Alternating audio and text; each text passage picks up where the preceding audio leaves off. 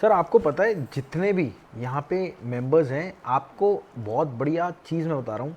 इस टाइम जो पूरा सिचुएशन चल रहा है लॉकडाउन की, या फिर जो लड़ाई की सिचुएशन चल रही है, उसमें इंपोर्ट एक्सपोर्ट का एक बहुत बड़ा योगदान रहा है।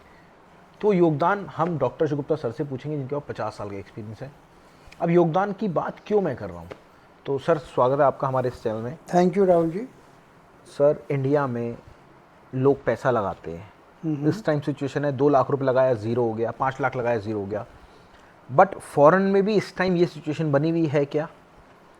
नहीं नहीं, बिल्कुल ऐसा नहीं है, क्योंकि इंडिया में लोग बिना सीखे काम को करते हैं। मैं 25 साल में अमेरिका में रहा हूँ, 5 साल में जर्मनी रहा हूँ, 5 साल दुबई रहा हूँ, और फ्रीक्वेंट ट्रैवलिंग और हमारे ऑफिसेज वहाँ हैं। तो मैं ये कहूँगा कि हमारे यहाँ भोले भाले लोग हैं। कहीं से ये पता लगा ये चीज़ 5 रुपए की मिल रही है, ये 10 रुपए की, फ़ौरन 5 की खरीद लेंगे, अभी 10 का ग्राहक तैयार भी नहीं है, सुनी सुनाई बातों से। हम भोले भाले लोग हैं। फॉरेन के लोग बिना सीखे कोई काम नहीं करते हैं। तो अगर यहाँ 2 लाख रुपए लगाए, जीरो किस में होते हैं? जो स्कैम स्कीम होती हैं, जैसे कि शेयरों में लगा दिए, या MCX में लगा दिए, या किसी और चीज़ में लगा दिए।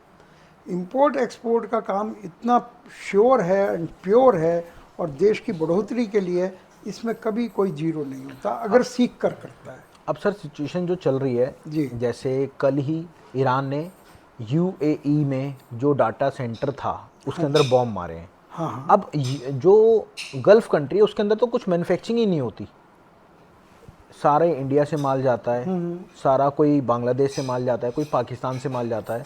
तो अपॉर्चुनिटी तो इस टाइम है, बिल्कुल बट है। उस लाइन से जो माल नहीं जा पा रहा, उसमें वो लोग कैसे एक फ़ायदा अपना कर सकते हैं, या फिर हम लोग कैसे अपना फ़ायदा कर सकते हैं? क्योंकि देखिए सर 90% तो माल जा ही नहीं रहा, 10% है इंडिया का माल आ भी रहा है, इंडिया का माल जा भी रहा है। बट अगर वो ओमान जाएगा तो प्रॉब्लम तो ईरान को होगी, क्योंकि ईरान और ओमान की लगी हुई है। तो इस सिचुएशन में अपन कैसे बेनिफिट उठा सकते हैं? देखिए, इस वक्त हम एक तो अपने आप को इंपोर्ट एक्सपोर्ट के लिए तैयार करें। अगर अभी तैयार करेंगे तो महीने 2 महीने बाद हम कर पाएंगे। ठीक है। और तब तक मेरा ये विचार है, मुझे लगता है, मैं इतना टाइम अमेरिका में रहा हूँ, मैं वहाँ की पॉलिटिक्स को समझता हूँ, मेरा उन लोगों से भी बड़ा अच्छा कनेक्शन रहा है जो वहाँ के पॉलिटिकल लोग हैं। तो ये ज़्यादा दिन चलने वाली नहीं है। अप्रॉक्स कितने दिन? महीना 1.5 महीना बस, ओके। मैक्सिमम। तो इस दौरान ये हमें टाइम मिला है इंडिया के लोगों को कि अपने आप को तैयार कर लें। ओके। इससे उनका खुद का भी फ़ायदा है और देश का भी फ़ायदा है।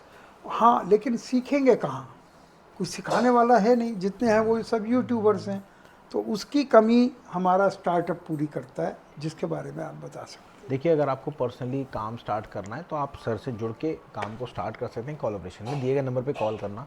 अब बात आ गई सर, जैसे हम इंडिया में हम काम कर रहे हैं, अब हमें यहाँ से राइस एक्सपोर्ट करना है। अच्छा अच्छा, ठीक। हमें यहाँ से राइस एक्सपोर्ट करना है, और वो भी ओमान में।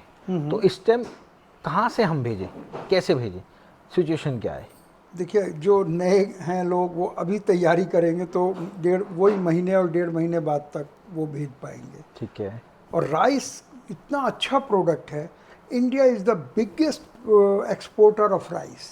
बिल्कुल, ये तो डाटा सबसे भी बड़ा। बताता है।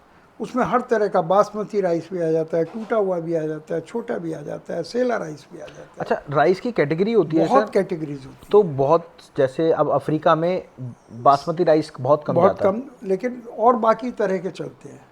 तो ओके। इंडिया इतना बड़ा प्रोड्यूसर है, अपने लिए भी यहाँ बहुत ही कंजम्पशन है उसकी, उसके बावजूद हम लोग बाहर एक्सपोर्ट करते हैं। एक्सपोर्ट करते हैं। तो rice is a very good product. और ये राइस जैसी चीज़ों को, खाने पीने की चीज़ों को कोई ईरान कोई नहीं रोकता है, ना रोक सकता है उसके लिए। और सबसे बड़ी बात है, मोदी जी ने बहुत अच्छा पॉलिटिकल अरेंजमेंट किया हुआ है कि इंडिया के जहाज़ नहीं रोके जा रहे हैं। ओके, ऐसा भी है। ये आप दिखाइएगा कि जिन पर इंडियन फ्लैग लगा हुआ है उनको ईरान नहीं रोक रहा है। बट सर इंडियन फ्लैग लगा हुआ है, वो नहीं आप रोक कहेंगे रहा। कोई भी लगा सकता है। हाँ। ऐसा नहीं होता है इंटरनेशनली कि किसी भी ऊपर लगा लिया इंडियन फ्लैग। वो उन्हें, क्योंकि खाली फ्लैग से ही नहीं पता होता, हर जो शिप होता है उसके प्रॉपर नंबर होते हैं, उसकी डिजिटल उसका सिग्नेचर होता है, जो सैटेलाइट से भी देखा जा सकता है। लोगों को ये बातें अब बतानी पड़ रही हैं हमें, जिनकी ज़रूरत नहीं थी। तो इंडियन फ्लैग का मतलब ये है कि वो इंडिया का जहाज़ है। ओके।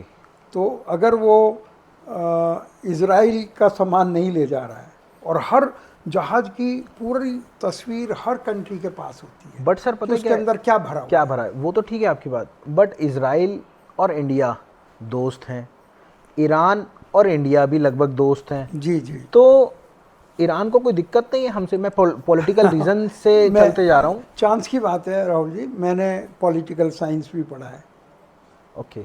इसलिए ये जो पॉलिटिकल साइंस में कहा जाता है कोई कंट्री किसी का दोस्त नहीं है, ओके। कोई कंट्री किसी का दुश्मन नहीं है। ओके।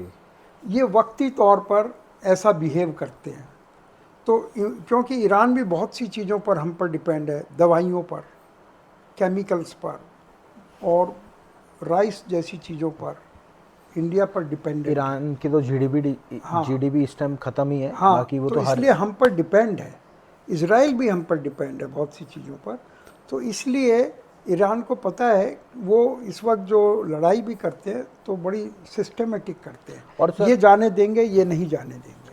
और अभी इस टाइम ट्रम्प का एक कल बयान आया था कि वॉर रुक गई है 5 दिन के लिए। हाँ जी। बट उसके बावजूद भी ईरान आपके इसराइल ने उठा के विस्फोटक दाग दिए ईरान पे। हाँ जी।